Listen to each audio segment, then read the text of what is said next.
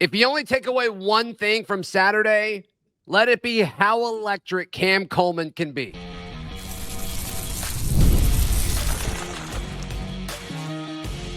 You are Locked On Auburn, your daily podcast on the Auburn Tigers. Part of the Locked On Podcast Network, your team every day. Yes, welcome on into Locked On Auburn, your daily Auburn Tigers podcast. I'm your host, Zach Blackerby, and thank you so much for making Locked On Auburn your first listen. Every single day, we are dapping it up the morning after like we always do with Montgomery radio legend, the Daryl Dapprich, as Auburn defeats ULM 48-14 in what was dominant in every aspect of the game, Daryl. And we'll talk about the quarterback situation. We'll talk about what Hugh Freeze said after the game and how talented these true freshmen are.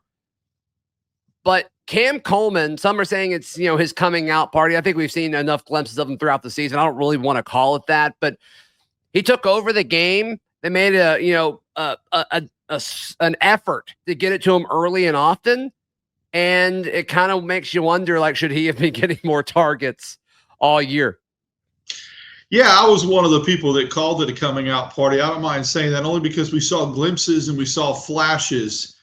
But I think this is where you saw him go to another stratosphere. 8 catches for 100 yards, 3 TDs. I get it. It's against a group of 5 opponent. But the catch he made in the corner of the end zone when he was open, I don't care who you're playing. When you make that kind of catch, it's elite. It's NFL level catch. Yeah. One hand.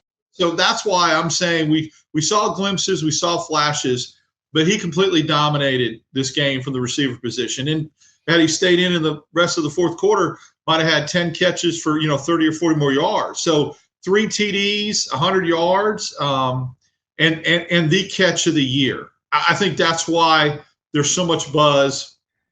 There's so much hype about him right now because that catch was something that you very rarely see an Auburn receiver make. Yeah, and it didn't even seem that fluky. Like, he controlled it throughout. He controlled his body all the way down. Like, it didn't look like he was leaning too far over his skis, if you know what I mean. It seemed like it was a routine play that he's probably made in practice, several times. I'm sure he has practiced that with the quarterbacks, whether it was in high school or college. I mean, he's been doing that before. And to me, that's almost what gets me more excited. Sure that he did it, but like the ease that he did it with, just get the ball close to this guy and you've got a shot. I was actually at field level. I had come down from the press box with about a minute and a half left to go to see some family members who were sitting in the front row in the end zone. So I was at field level when I saw that catch made to the side where I was standing. It was coming right at me.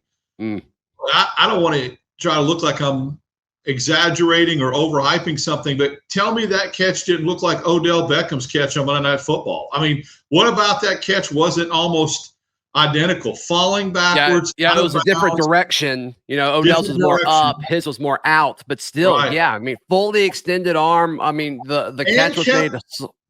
Stayed in bounds, which was very difficult to do because he was that close to the sideline. Yeah. In fact, it was questionable, but it does seem like it was so close, and I do think it was the right call. But yeah, I mean, so Cam Coleman, 3 of Payton's 5 touchdown passes.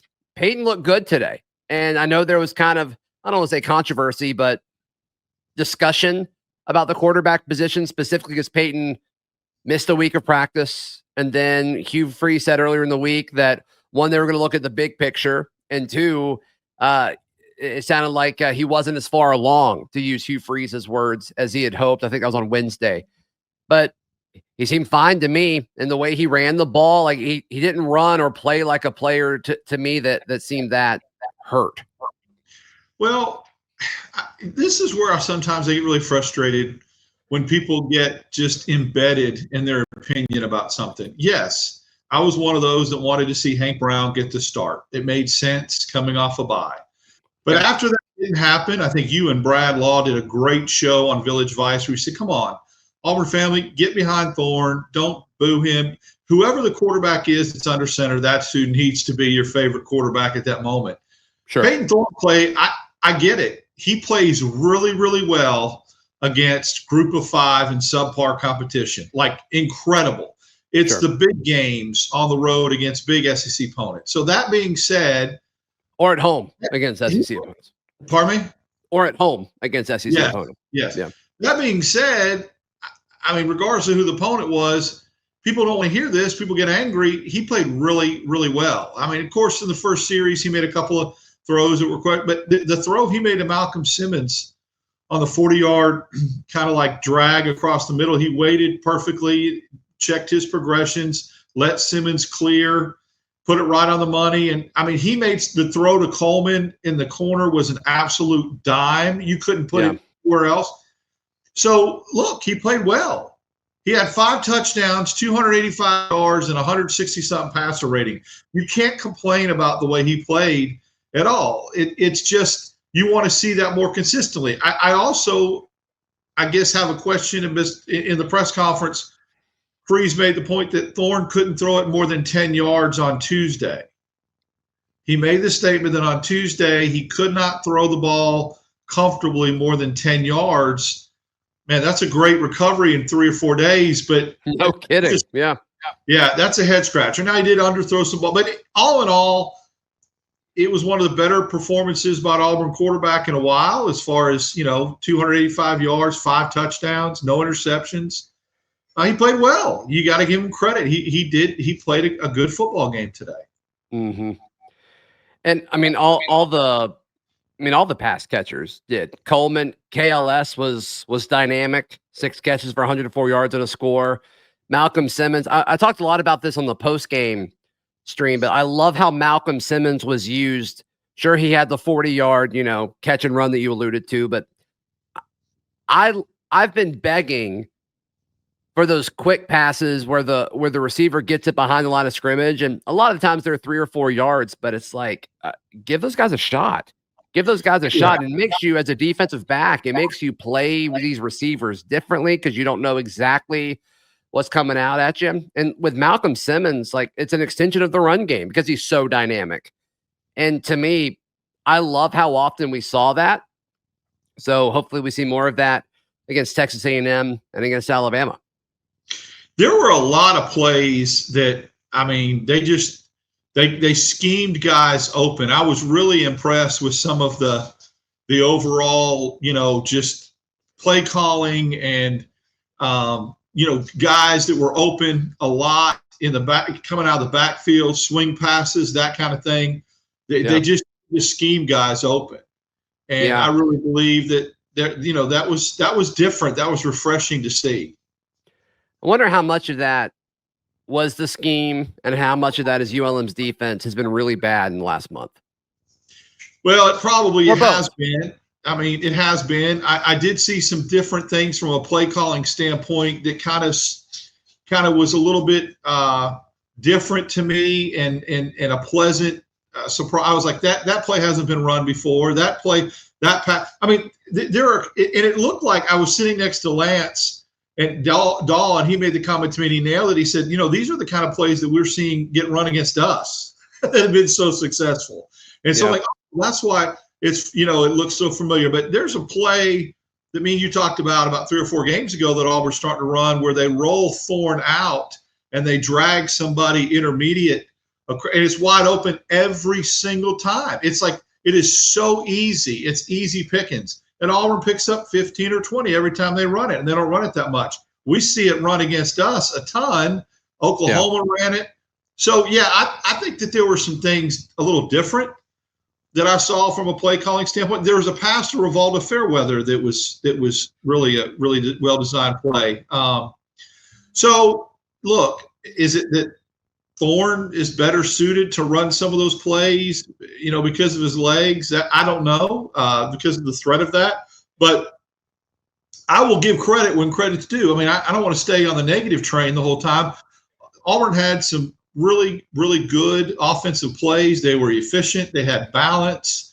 They did whatever they wanted. And I get it. ULM's got a poor defense.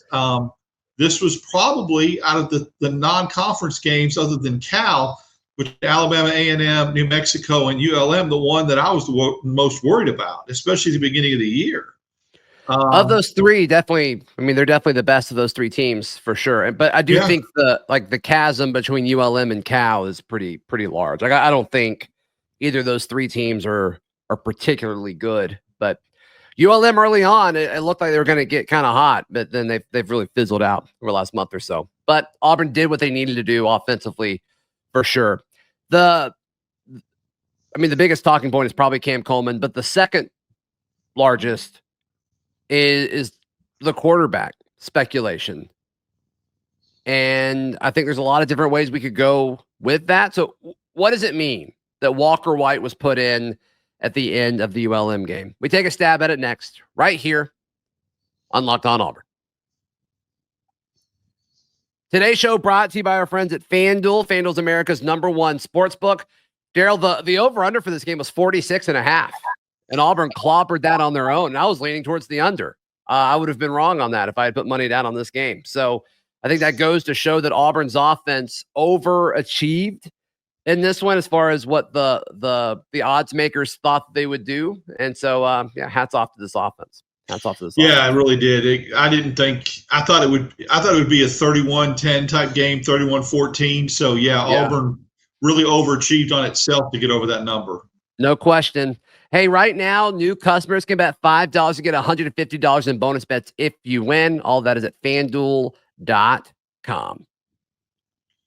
Thank you so much for making Locked On Auburn your first listen every single day. A little morning after edition of the show, recapping Auburn's 48-14 win over ULM. So you saw Walker White warming up on the sidelines. Obviously, he was the quarterback to go in after Payton Thorne led the offense to a sizable lead. And I thought your question to Hugh Freeze after the game was interesting. In fact, I thought it was the best question of the presser. So props to you on that. But for folks who don't know, what was your question and what was the answer and how did is it kind of what you expected? So Hugh Freeze at the beginning of the week made the comment that Payton Thorne couldn't practice. He was questionable to go.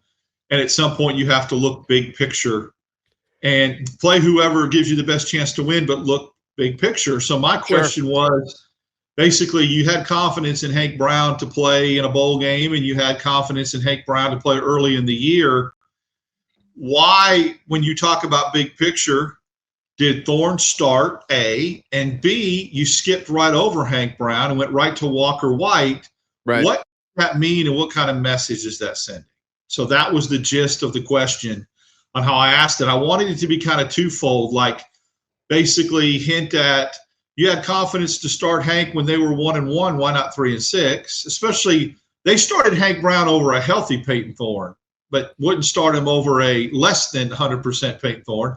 And then when Payton Thorne did come out of the game, it wasn't Hank Brown. That spoke volumes to me. I'm sorry, and I wanted to see his answer because to me, I could be wrong. And he even said, people will make the jump, people will make the leap, and people will say it's something Hank Brown did or didn't do. Actions speak louder than words. I get it. He wanted to see Walker White. His comment was he wanted to see Walker White in real game action. We've already seen Hank Brown.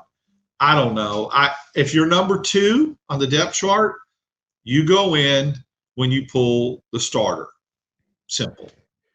Yeah, and it'd be different if like Holden Geriner was the 2, like an older guy that's been around for a minute and like doesn't seem like he's ever going to be the guy here.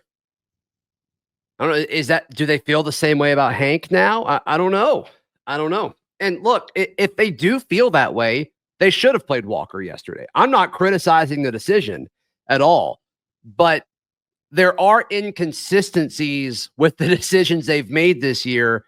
And that to me, I don't want to say it's concerning, but I think it's worth discussing. Like you said, like they benched a healthy Payton Thorne for Hank. And then, you don't give him the opportunity this week. And, if Payton gives you the best chance to win, like these coaches are going to know that better than anybody else. Like I'm not questioning that at all, but the inconsistency of decision-making it's interesting. And I'm not going to say it's bad or negative or anything like that, but it is interesting.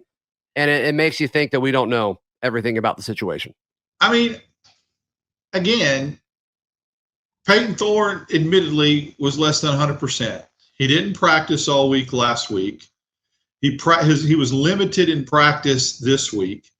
Hugh Freeze, again, made the statement as of Tuesday he couldn't throw it more than 10 yards without any kind of pain. I mean, at that point, you're playing a group of 5 opponent. I think Hank Brown could have had just as much success. It may not have been in the running the quarterback type game, but Hank Brown giving the ball to Jarquez Hunter, Damari Alston had thrown it to Cam and KLS and Simmons. I think he could do the same thing. It would have looked really similar to New Mexico, I think, right. Daryl. Like, I don't think there's a crazy jump between the two teams. So that's why I'm going, when you talk about inconsistency of messages, that's exactly right. It just doesn't. Sure. I guess the best way that I can put this without trying to be a conspiracy theorist is something about this doesn't add up. I'm trying to make it make sense and add up and look at trends and look at things. And it's not.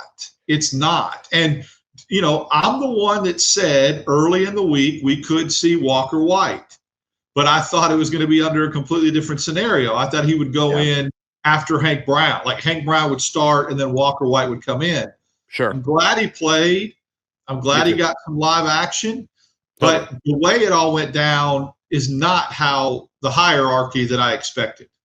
Yeah, and then also the dynamic of was this discussed with the quarterbacks going into the game? And we will never know that. But it's like, I guess it's different if they told Hank going into it, like, hey, when we pull guys, like, we're going to go with Walker, not you this week. Like, was that ever discussed beforehand? I don't know. I'd like to know, of course, I only got one question, but I'd like to know when they decided, like how late into the week or when they decided, okay, Thorne's healthy enough. And look, I prefaced my question by saying it was the right decision. You can't question. Clearly it was the right decision. 14, and he's got 166 quarterback rating and throws 5 touchdowns. It was the right decision to start Payton Thorne. People can get over that. Now, the pushback on that, Zach, will be, well, Auburn would have won the game even if Payton Thorne wouldn't have started, so why not get a glimpse of your future? I get that. I do. And that's a solid argument. I'm not pushing back against it at all, especially when the comments this week have been, you need a bigger picture, regarding the future of the program. And maybe he was talking about Walker the entire time. Maybe that was him saying, hey, the bigger picture is Walker and not Hank. And if that's the case, like, you just kind of hope they have those conversations. I was talking to somebody on the sidelines who was a former player when the game was wrapping up, and he said that he felt like this was an indication that when he made that comment about getting ready to look at big picture, that they feel like Walker will battle for the job next year, and that shows that maybe they don't know if they feel that strongly about Hank competing for the job next year, that this is this guy's opinion, that they feel like Walker next year is in their plans, so they wanted to see what they had big picture. Yeah. Again, I don't know. All I know is that when they went to somebody in a bowl game, they went, of course, Walker wasn't on campus then, but they went to Hank. And when they needed somebody to start after they were 1-1, they went to Hank. Sure. What changed? What changed from week 3? Maybe it's Walker's development. I mean, maybe Walker was doing the things, running scout team, and they gave him more reps during the bye week, and they were impressed with him. I don't know. Walker's arm looks okay. I don't think it was enough to really know one way or the other. You could tell he was juiced, right? He overthrew the curl route to Camden Brown. Like, Hugh Freeze actually praised that. He actually made an argument that Walker's arm strength is elite and has the best arm strength of anybody in the room. And you can see that, as he said, when the ball comes out of his hand, he's got the best arm talent. And he said even on the hitch, he was so juiced up that he overthrew it, but the ball came out his words were like a BB. Yeah. So he was praising an overthrow because of how the velocity was on the I'll say this, I was on the field at that time. His throws did come out and look different. I mean, they had some juice, but obviously you harness that, and he ran the ball. He's a runner. I forget that he's got some effective, legs. And the fumble, I really don't blame on him. That was one of those situations where the referees could have blown the whistle. 3 dudes held him up, stood him up, impeded his progress, and then one guy really stripped the ball out clean. So, and that's the other thing. And I went into this in the live show too, where it's like, he'll learn with reps of like, is that potential half yard worth it in Go every down. situation? Right. Yeah, right. So, yeah, like you're strong. And in high school, like when two guys were probably bringing him down, he probably could fall forward consistently because he's so built, not at this level. When you're going up against two defenders, like just go down, But yeah, he moved really well, and he moved with it was, with power. You could tell he was, he's going to fall forward consistently just because of his size. Like there's a lot to like. There's a lot to like about Walker's game. So I'm excited to see what that looks like in the future. The freshmen continue to perform on both sides of the football. Man, number 16 and number 18. We say this every week, but oh my gosh, they are everywhere. More on that in just a moment, right here on Locked On Auburn. Today's show brought to you by our friends at Game Time. Game Time is the best place to buy tickets, Daryl. It's the best place to buy tickets, whether it's the football, basketball, baseball. Hey, there's a college basketball game coming up tomorrow night at Neville Arena. And if you want tickets, you need to head over to Game Time and check them out. You'll get a great deal. I used them yesterday morning. My family went to the game this time. Then they sat in seats, and I used Game Time to get their tickets. Well, then my son pops up 2 days ago and says, "Can I bring so-and-so?" And boom, get on Game Time and get that extra ticket in that section. And we were ready to roll so that everybody could partake and have a good time yesterday. Yep, that's right. So go download the Game Time app, create an account, and use code LOCKEDONCollege for $20 off your first purchase. Terms apply. Again, create an account and redeem code LOCKEDONCollege for $20 off. Download Game Time today. Daryl, what time is it? Game time! Yeah. All right, final few minutes of today's edition of Locked On Auburn. So, to me, 16, DeMarcus Riddick has the chance to be an elite, one of the better Auburn defenders in the last decade. I think he could be that good, Daryl. He's everywhere. He can do different things. He's so rangy. I said this yesterday. If you knew nothing about football, or if you knew about football but knew nothing about these teams, didn't know what year people were, and they were just numbers, somebody would say number 16 is different. Number 16 is a problem. Number 16 can do anything that you want him to do. And to me, I can't get enough of DeMarcus Riddick on the football field. Well, the Cam Coleman play on the offensive side of the ball was next level, NFL-like. DeMarcus Riddick made a sack on Aventa, their quarterback, that was at such a high level. I'm just going to tell you, unless you were there, TV does not do it justice on how fast he closed, okay? It was one of the most elite getting from point A to point B I've seen in a long time.